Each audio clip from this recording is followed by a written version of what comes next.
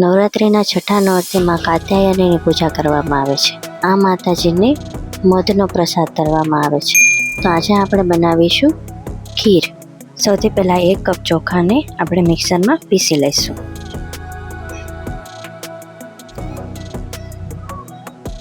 અધકચરું પીસાઈ જાય એટલે નીકાળી દઈશું. પછી એક પેનમાં અડધો લીટર દૂધ લઈશું. બધું દૂધ એકસાથે નહીં લઈએ, થોડું થોડું એડ કરતા જઈશું. પછી એમાં કેસર ઉમેરીશું.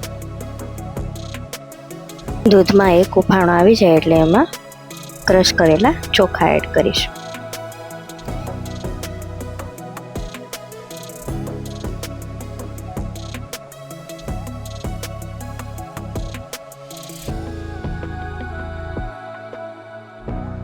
થોડું ઘટ થવા માંડે એટલે બીજું વધેલું દૂધ એમાં એડ કરી દઈશું.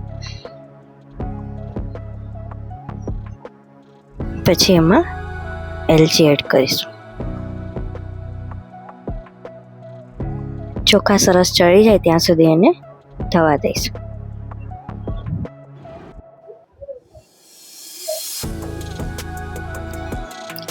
એકદમ સરસ ઘટ થઈ જાય એટલે એમાં મધ એડ કરીશું આપણે અને સરસ રીતે મિક્સ કરી દઈશું. તો તૈયાર છે આપણી ખીર.